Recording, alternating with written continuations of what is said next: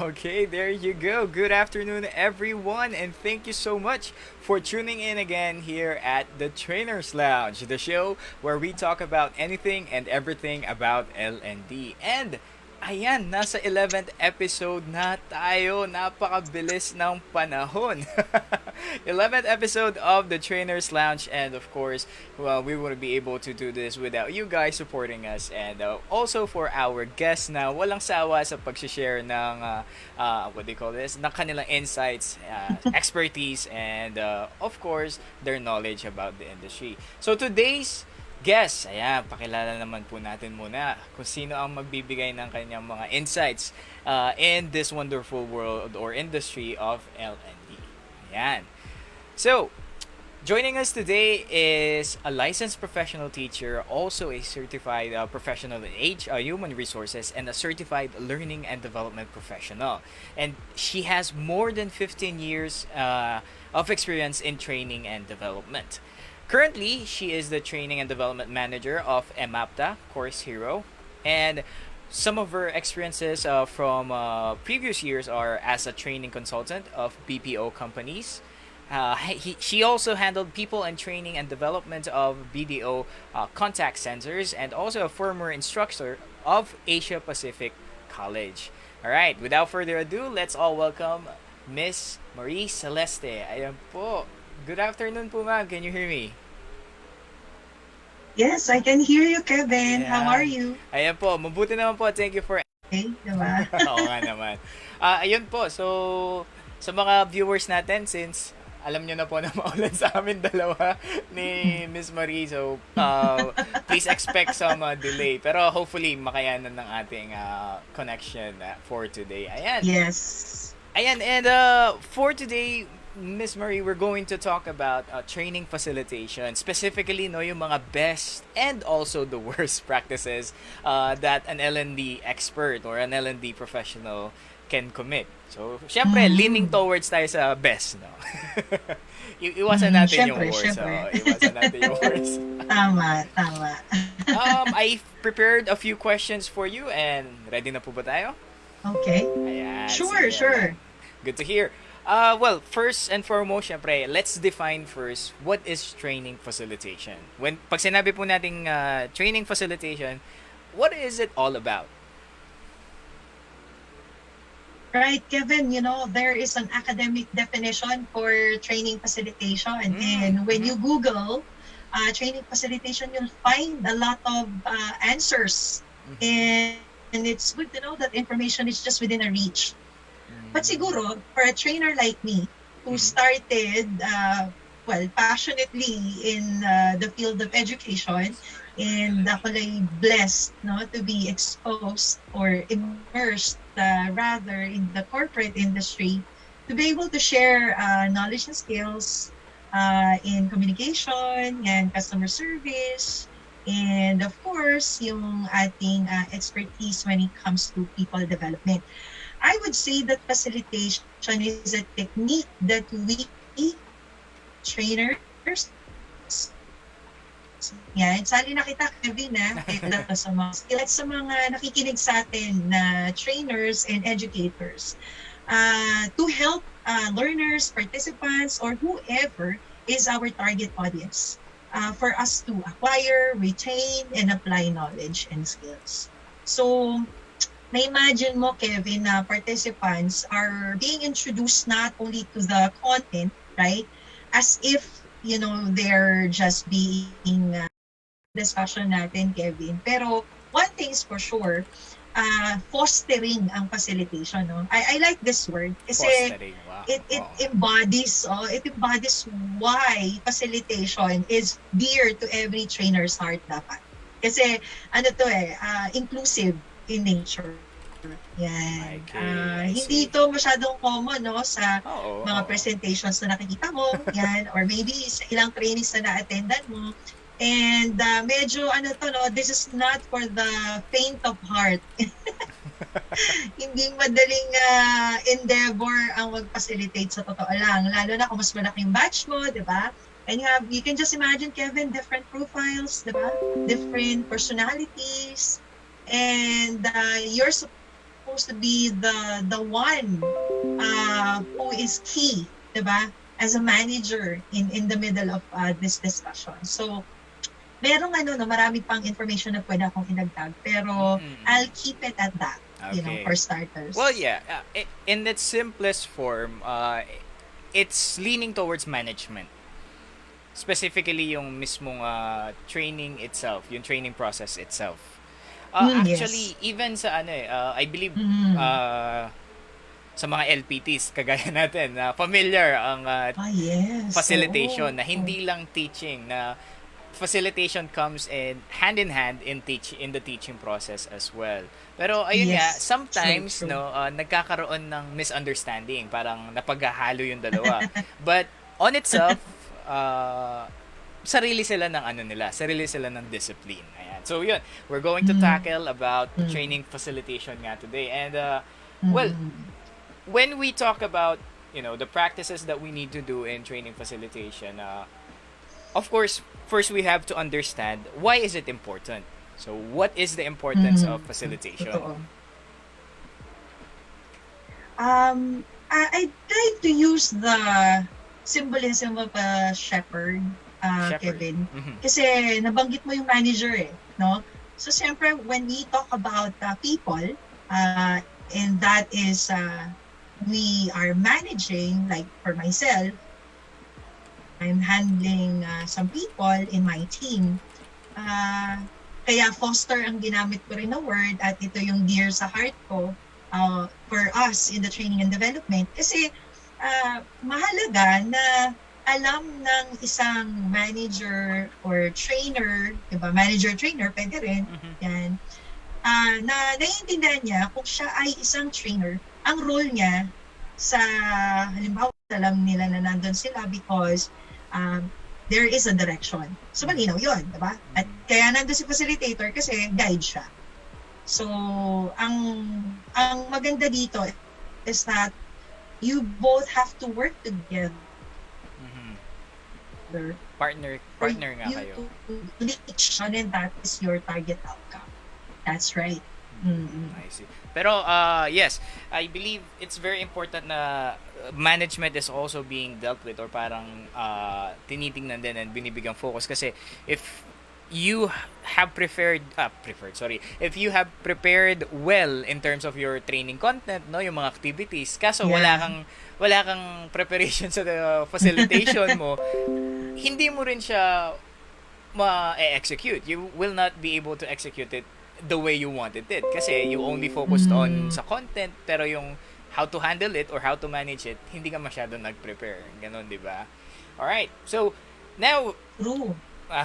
now the usual things about training facilitation is, parang nandun ka lang nagbabantay, no? I think that's also one of the misconceptions.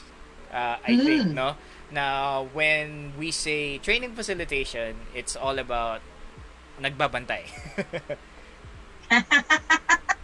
Talaga ba?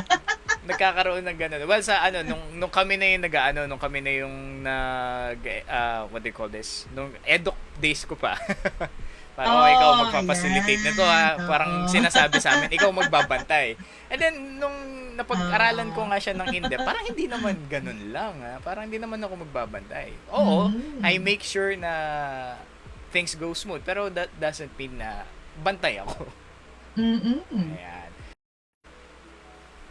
That's a good question, no? Well, kasi I learned the hard way, Kevin. I had to experience a lot of pushbacks. I had to go through, syempre, difficult participants, diba? At syempre, dumading din tayo dun sa mga times na kung saan yung mga clients natin just threw us right there in the fire, no? When everything else was not working well. So, doon ko nakita yung kahalagahan talaga ng agenda, no? Yung coming up with the purpose, the objectives, and the target audience. Para sa akin, tatlo lang talaga. Mahalaga yung tatlo. Ano na yun? Framework na yun eh. Yeah. The usual framework we do. Kung backbone na siya, diba? Mhm. Oo. Pero ang siguro napapansin ko lang minsan that we miss out on is that after we have established the purpose and objectives and who our target audience is, we stop there. It matters that we also get to really um, choose based on our target audience. Yung fourth factor para sa akin is the technique. Kung kilala natin yung target audience natin, then comes delivery. Will presentation work? Will facilitation work? Based on the pa. And you can just imagine, diba, how people are thinking and what people are thinking about. Kasi isipin nila talagang, is this really necessary? I mean, this is basic. We already know about this. But is that really the purpose of the training? For them to know?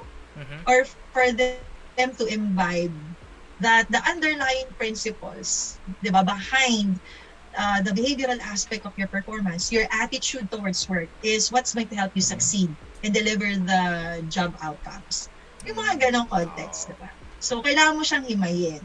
Oo, hindi sapat na alam mo lang yung gusto mo, anong mabibigay mo na supporting details, anong mga facts, anong experience, yan, to support mga evidences of success, kumbaga. Oo nga. Marami-rami siya in hindsight, pero integral part siya. It's a necessity to make sure na prepared ka rin in terms of that, na hindi lang enough na alam mo yung topic mo, alam mo yung content mo, alam mo yung objectives mo. Well, yeah, it might sound daunting at first, pero I believe with practice, parang nagiging sanay ka na rin. It becomes second nature na. Especially if sa industry natin na marami-raming ginagawa beforehand or in the parang yeah. Actually, the training session itself parang 20% lang of all the things that we do. There are times that preparation is indeed needed, and facilitation already comes into that part. Next naman, during. Ayan. So, tapos tayo sa preparation. Ano naman yung mga practices natin during the training itself? Meron akong acronym dyan, Kevin. No? I'll be sharing with you. No need to memorize, pero ako, I always start with listening. So, that's L. Listening. So, pinakamahirap na skill to, Kevin. It's easier to always speak your mind. You know, it's always a lot faster to let out words. Yun nga lang, nakakatakot lang ang impact nung hindi pinag-iisipan na sinabi. Ito, alam mo yun? Yeah. Diba? Yung mga lashes of based on emotions, diba? So, talagang siguro something that I have acquired based on experience is listening. And that is something I'm very thankful for from the experiences that I've had. Second would be questioning. The art of questioning for me matters a lot, and I've seen this in the trainers that I look up to. Yan, mapapansin mo na most of the time ang mga sessions are started with questions to elicit responses, di ba, from passive participants, no? Especially in a virtual setting. Hindi gano'ng kadaling makakuha ng volunteers. Pahirapan pa minsan. Diyos ko. Diba? Oo. Aminin natin yan. Lalo na dito sa bagong training landscape natin, diba? So, mahalaga yung questions. At may mga questions kasi na alam mo na, discriminating, may mga questions na leading. Obviously, alam na yung sagot ay leaning towards what you want, diba? Pero the real questions have to be really thought about in the sense that this really tackles, yung pinaka-purpose and objective mo for the training itself. At I salute those who really find time and effort to prepare yung kanilang mga questions because they will definitely reap the benefits successfully out of these questions. Mahalaga talaga yan since we're fostering yung insights, diba? We're eliciting that from our participants. So, kung guide tayo, mahalaga talaga yung questions kasi yun yung magse-set ng ng tone, Mhm. ng direction, nung nung mga pit stops, 'di ba? Kung ano yung mga magiging topics nyo, kung paano nyo i-coordinate yung mga pinag-uusapan nyo, i-connect sa isa't isa, Mhm. hanggang sa ma-engage na natin yung participants. Para sa akin yun yung pinaka-challenging. Yung gusto na nung participant, no, motivated na siya intrinsically. Siya mismo gusto niya nang sumali doon Oo, sa oo, oo. conversation. Oo, di ba? Hindi siya napipilitan, hindi siya tinatawag. Hindi, feeling niya, na siya, hinihila na siya, no? Gravitationally, electromagnetic na yung force, no, na surrounding this participant. Na siya mismo, alam ko to, I want to engage. So, siguro, para sa akin yun yung higher calling when it Mm. comes to training facilitation. Yeah, well, we have to not just listen, but also I think observe, no? Like we Mm. also have to observe them. Sometimes kasi kung ano man yung naririnig natin, sometimes it lash not doesn't equals the body language na sinasabi nila, no? True, true. Pero yun nga, if you have a good eye and a good set of ears, Mm. napaka gandang tools nito to adjust what's happening or what can you do during the training process itself. Yung paghahanap True. ng participants, oo, napakahirap nga niyan. I just Mm. wanted to go back to it kasi ang hirap talaga. Like, during live, di ba, during live trainings, may tactics eh. Ako, ang tactics ko, lalapitan ko yung participants eh. Wala siyang choice, Oo. katabi ko na siya eh. Ganyan eh. O, Oo. ikaw naman, sir, ano pong masasabi niyo? Or can you give an example? Eh, nandun na ako, may hiya pa ba siya? Pero Oo. ngayon, during this day and age na online tayo or distant learning ang nangyayari, mas mahirap na what do you call this?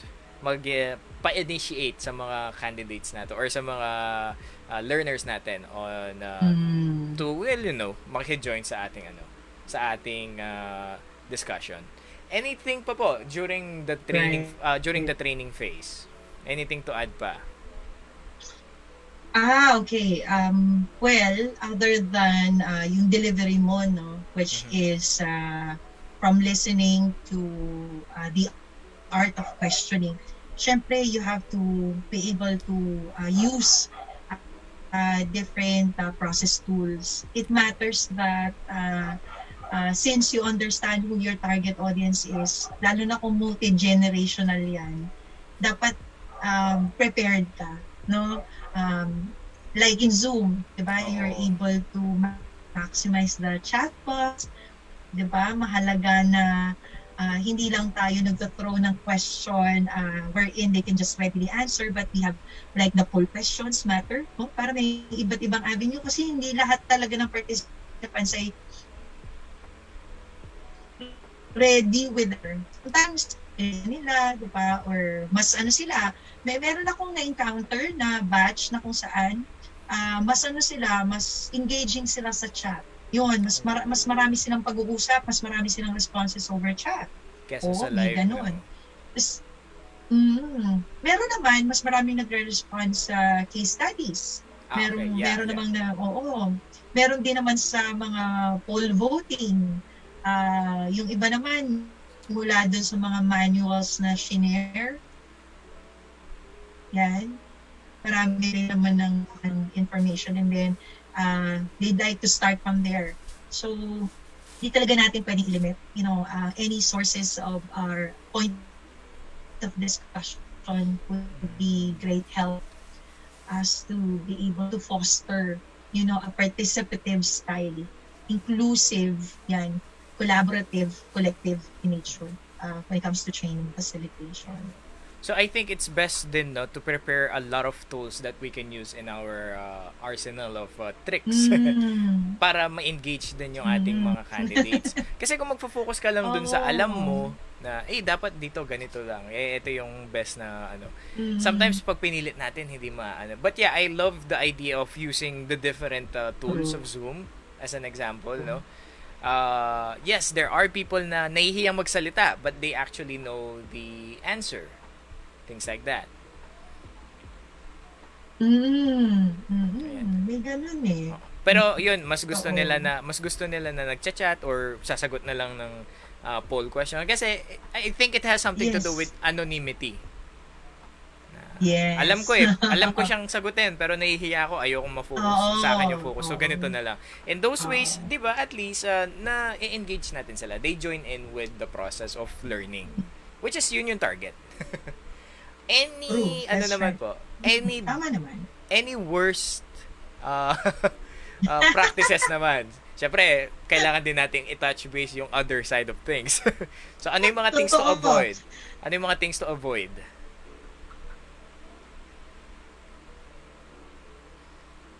Nako, kami talaga, ano.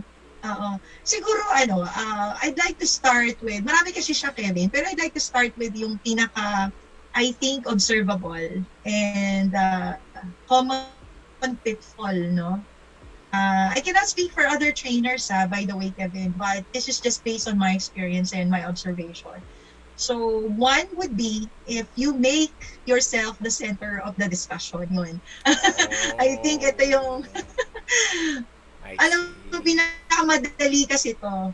This is an, uh, definitely, it's a common pitfall for a good reason. Kasi, ikaw yung nagga-guide, ikaw yung nagpo-poster, ikaw yung nagtuturo ng question. Siyempre, sa'yo talaga yung, ano, no, spotlight. Pero, unless maintindihan mo that the spotlight is on the members, on the participants, then yung delivery mo talaga masusway towards yourself.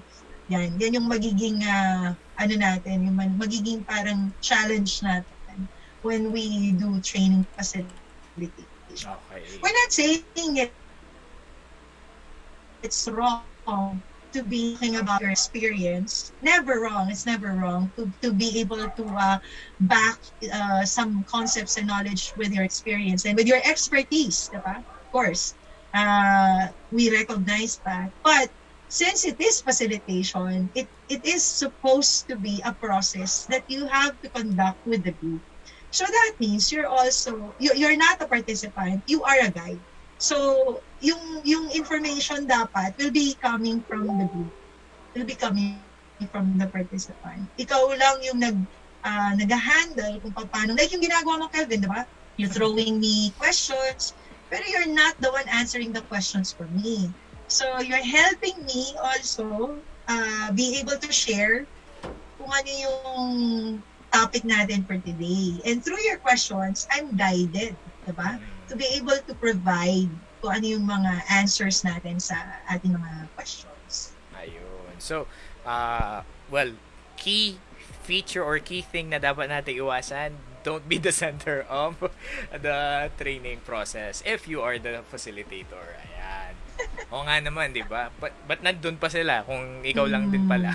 Kung ikaw lang ang bida. Well, yun. we've touched base with pre or preparation then before the training itself, and we've touched base with the current or parang present during the training itself. Meron ba or is there such a thing as post-training facilitation? Well, you know what? That's a good question. Kid. Pero siya ay process. So, kaya mahalaga sa lahat talaga for any communication, no? May it be training, may it be a meeting, may it kahit nga project, talagang end-to-end. So, may start, meron siyang, syempre, progress steps, meron din siyang closing, no? Or meron siyang follow-through. It's no different with training facilitation. Actually, sa training facilitation nga, dapat yung may pinakamagandang exercise ng follow-through. Follow-through. Kasi,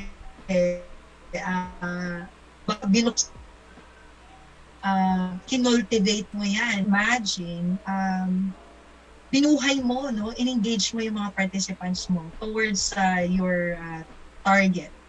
And that is kung insights man ang hinahanap nyo, decision man ang hinahanap nyo, diba? Action man ang, or action steps man ang kailangan nyo, or let's just say, yung inyong plans, diba? Moving forward. So, kung ano man yung target na outcome nyo, syempre dapat merong post. That is, doon natin makikita kung 'di ba, yung participants nag-expect sila kasi you elicited insights from them. So you got them into working, 'di ba, and putting effort into sharing their ideas.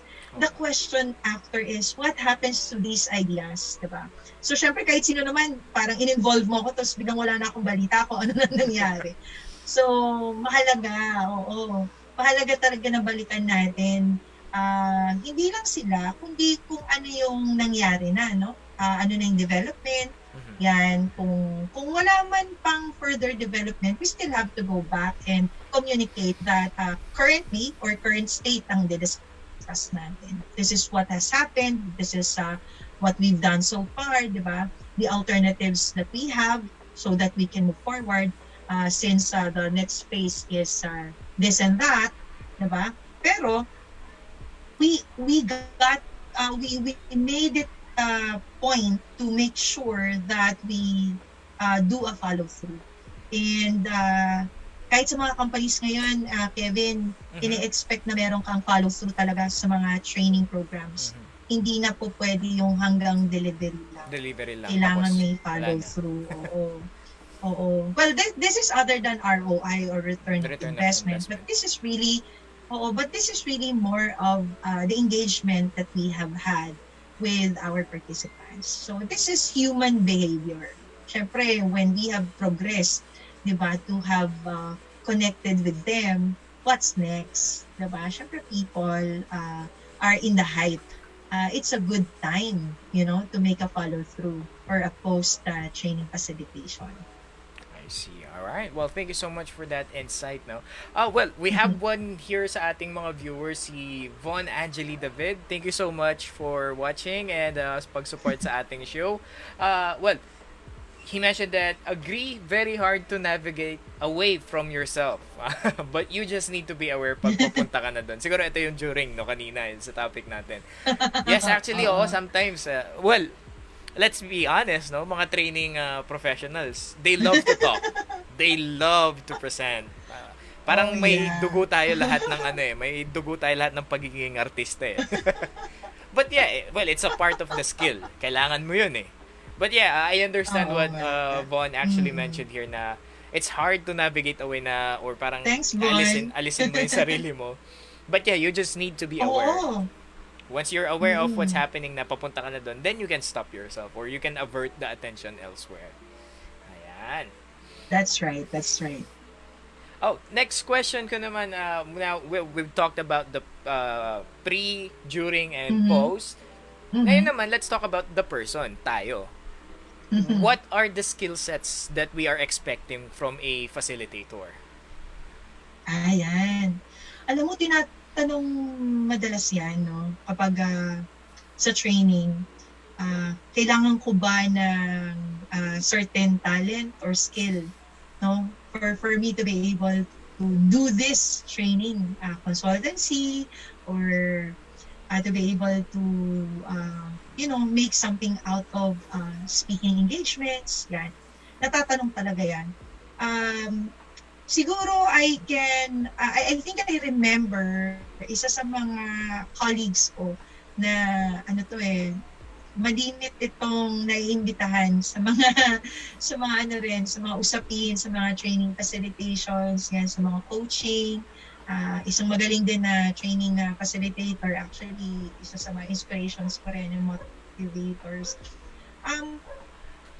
Na isa sa mga nabanggit niya is that you should really have first no, you should have that hunger, hunger for first is learning. And if you are hungry for learning kasi, your ears will open, your eyes definitely will, will open, your heart will open. So yung three things na yan nabubuksan kasi gusto mo eh. Alam mo yun, mahirap makipagbuo ng braso sa sarili natin kapag gusto natin. Alam mo yan, Kevin. True. Kumbaga, when you set your mind and heart towards something that you like, or that you're passionate about, all you could think about is that, di ba? And achieving it and all. So, mahalaga na may raw hunger and thirst ka for learning. For you to be able to successfully execute facilitation. Kasi kung wala kang hunger for learning, yan, mahirapan ka sa process. Kasi sa totoo lang, medyo hindi to kasing bilis ng presentation, no? Yung presentation, pak, nandun na lahat ng mga kailangan, di ba? 5 W's and H's, yan, okay na siya, di ba? Sa training, magpa-activity ka lang, debrief mo, tapos I'm not second-guessing training, ha? Wow. What I'm saying is that the activity is there. And you have time to let the students process it or the participants process it, and then they could present the outcomes, diba? And then you can debrief. Yun yung beauty ng facilitation kasi, diba? Hindi ka ganun ka hurried up, hindi ka namamadali. May time ka to think, may time din yung participants mo to absorb. Hindi ko alam kung tumatanda lang ako, Kevin, kung bakit nagugustuhan ko na medyo mabagal ng konti. Well, it is hard to, diba? It is hard to absorb nga naman something that's coming to you very fast. Appreciate in taking. Alright, well, well, as a facilitator, yun yung skill set. Now, why is it important, or why do we need to have a facilitation mindset? So, meron ka ng skills. Ngayon, bakit naman kailangan na yung mindset mo ganun din? You know what? Lalo na kung part ka ng isang company or organization, hindi lang kasi training magiging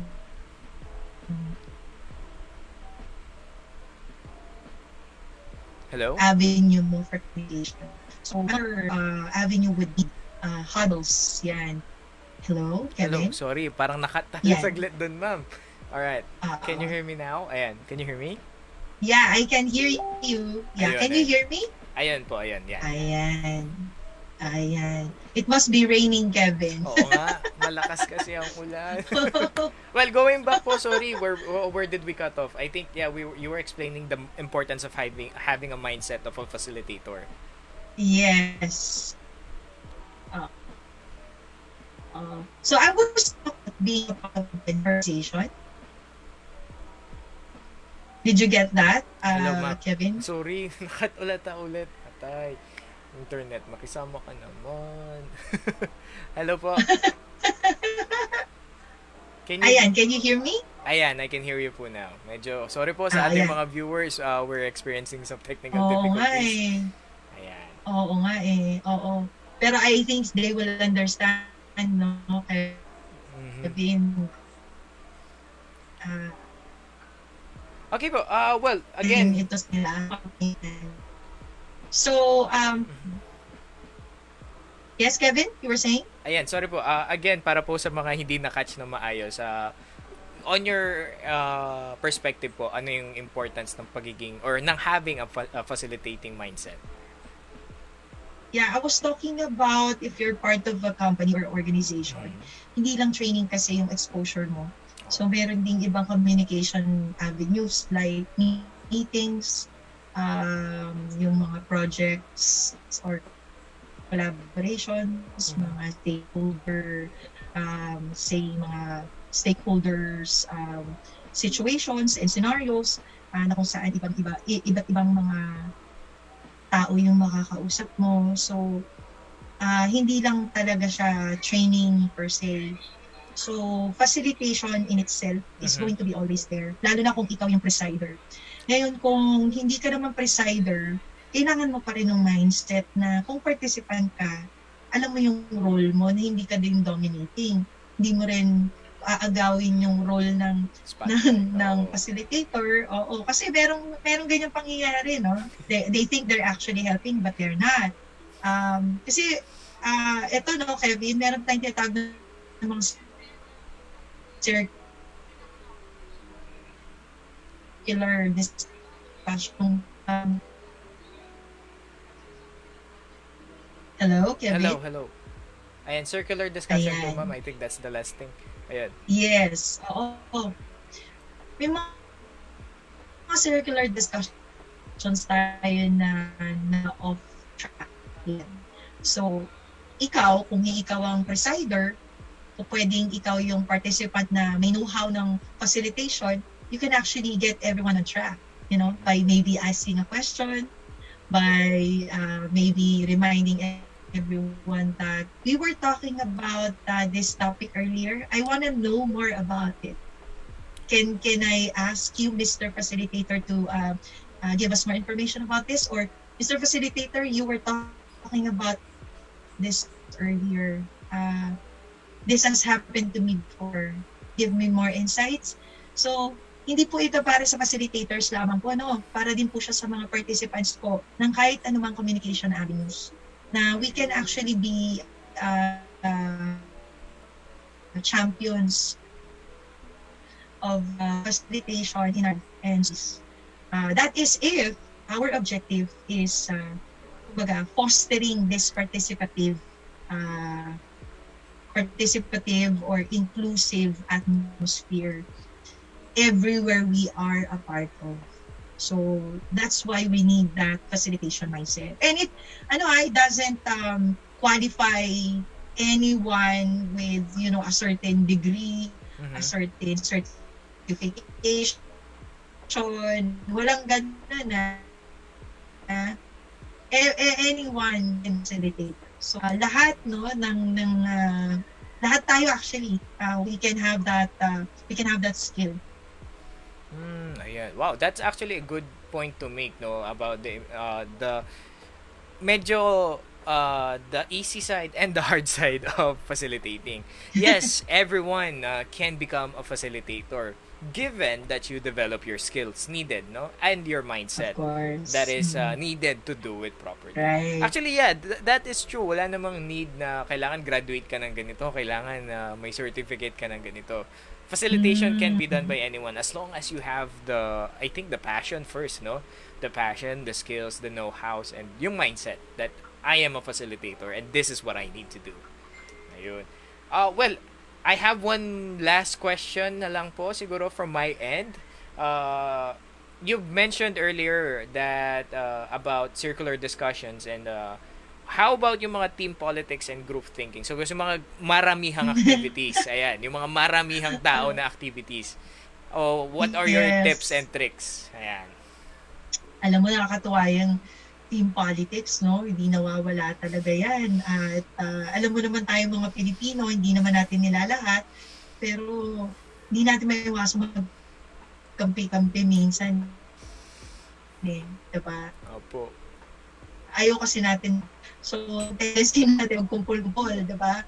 So, minsan, nawawala yung pinaka-essence ng what facilitation is kapag hinayaan natin yan. So, as a facilitator, yun yung important role natin is to make sure that we veer them away from the team politics and we value individual insights towards the common good for all. So, dito pumapasok yung groupthink na what you think matters to the whole group in the sense that it adds value. Now, if it doesn't, the most important thing is that you had the voice and we listen to you. But it doesn't mean that, whatever you say is going to be actionable.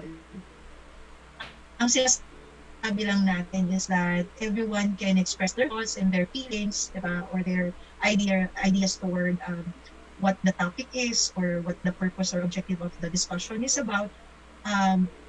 And we are not discriminating anyone because we are inclusive.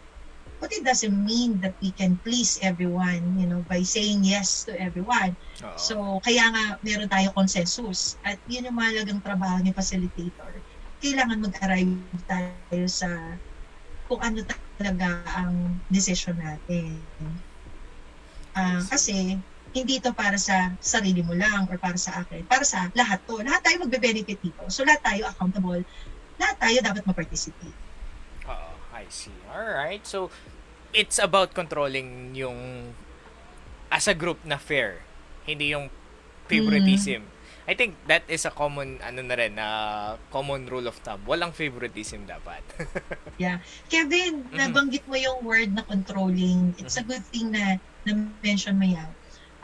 People think that if we are trainers and facilitator, we control.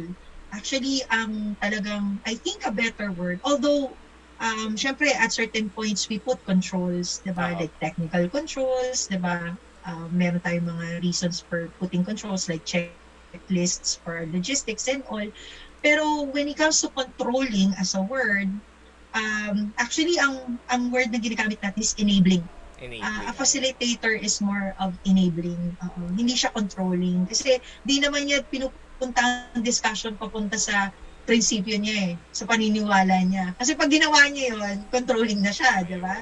So, si facilitator, dinadala niya tayo dun sa objective natin, sa purpose natin. Ayan. So, So, yun apologies yung, po sa I word. think, isa. Ano Apologies po lang. sa word. Siguro dumulas. Pero yeah, I understand what you mean by that. So, sa bagay nga naman, if Oo. parang going back to the discussion earlier, if the focus is on you, na gusto mo lahat nangyayari sa'yo on your own time, on your own Mm. pace, yes, that is a bit on the bad side of conducting training facilitation.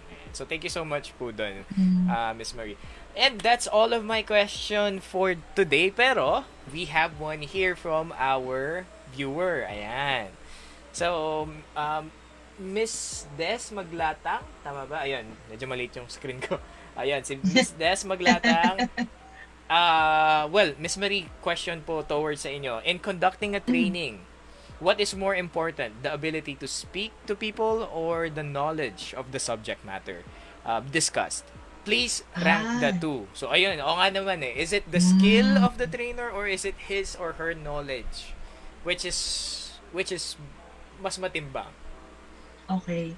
Alam mo, maganda yung question niya ha. Kasi Mhm. ranking ang gusto niya mangyari, no? Rank the two. So, oo.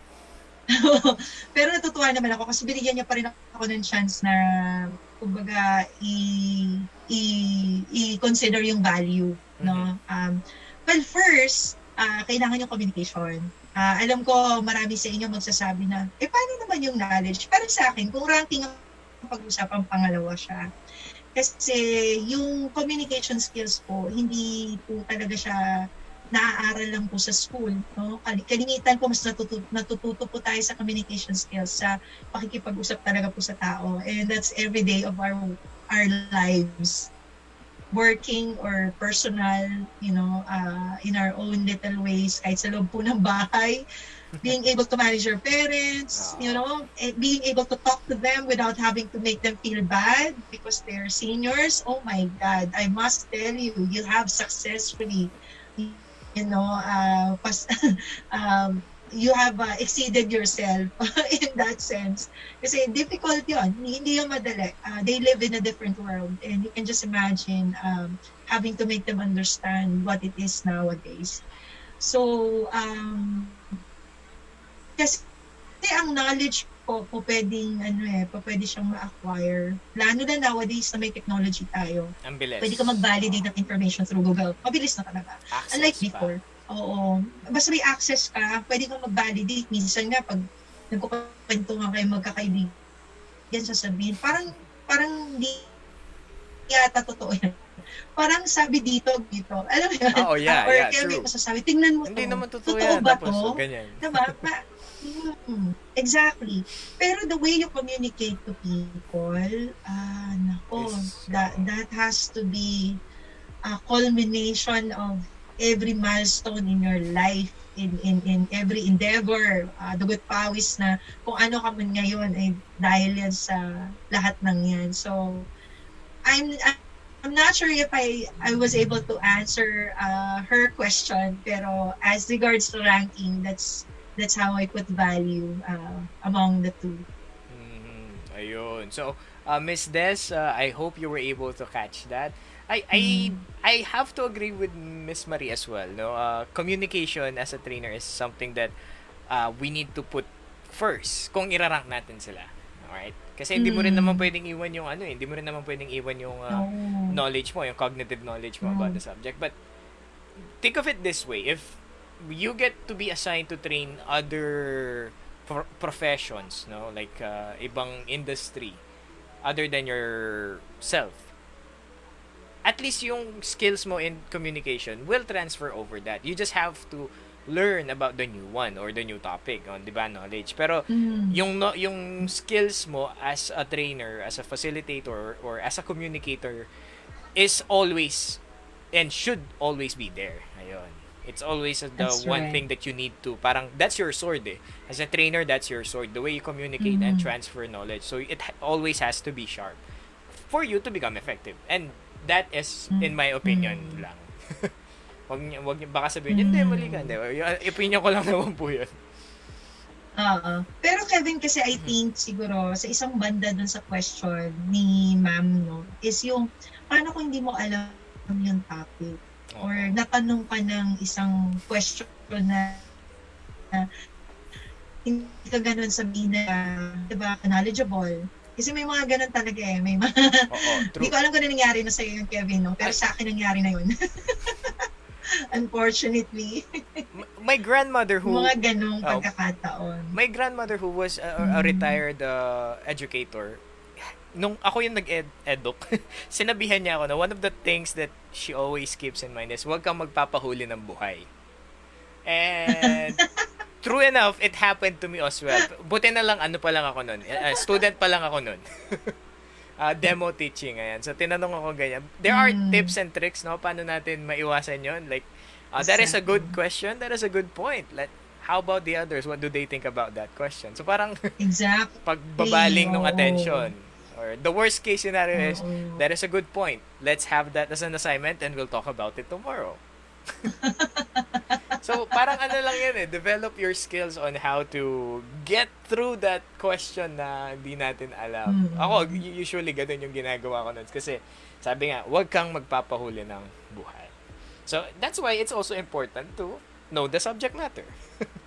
Yeah. Kevin, siguro to add lang Sure. to that, in the context of facilitation, you might want to seek the knowledge from the from the knows that really are your participants are be able to help you because you are in a group setting. So magandang pwede mo ring itanong, no? Oo. Itap Before mo. we answer that question, can we hear all insights from the group? What do you think? No, bago ka mag-jump into answering it. Let's hear what the others have to say. Kasi from there, meron ka na rin magkakaroon ka na ng idea, maaalala mo siguro yung mga ilang information Ayun. na meron pa. Alright. It's to you when you buy you some time to think about what you're going to say next. Tama. Well, yun nga, sabi ko kanina, itap mo din yung ibang tao doon. Baka may alam sila. At least, you can save your face during that time. Kaya wag ka lang magpanic. Alright. Well, ayun, Des. Oo, wag kang magpanik. Tama. Well, ayun, Miss Des, I hope you were able to catch yung mga tips namin ni Miss Marie. And hopefully, sana hindi ka mapunta sa ganung sitwasyon. Pero yun, trust your skills. Thank you, Des. Hasain mo lang yung weapon mo and I think you're good to go. Yeah. Alright? Well, that's it. That's all for us. And for me, Miss Marie, thank you so much for joining us this afternoon and sharing your insights about training facilitation. Well, Miss Marie, before we end our show, are there any promotions or anything you would like to share with our audiences? I would just like to thank CLDP for giving me the opportunity to share. Kasi CLDP has given me also the opportunity to not only be certified in something that I love to do, but also give me the avenue to put up this campaign wherein we can champion, no, not only training but also facilitation. So sa current company ko, we are actually an online learning platform. So ito na yung mga pinupuntahan ng mga estudyante para sa kanilang mga textbook questions. Yan. And I believe moving forward, mas dadami pa yung mga ganitong mga businesses in the context of accommodating yung ating mga learners. So Mm. darating yung time na talagang mas mabilis na talaga yung acquiring ng knowledge. At natutuwa ako sa ganun, no? Na-excite ako na mas madali na talaga matuto. At I'm totally excited about how the world is gonna change also because of these things. And I totally support yan, kung ano man yung mga ginagawa natin ngayon. So Kevin, thank you. Yes, Wala mo na ako yes. masyado po-promote, no? Baka mas marami ka pang events kaysa sa akin. Pero siguro thankful na ako na Ay, oo nga naman. tama na yung kabisihan ko. So, Oo nga naman, syempre, pahinga din naman. ayan.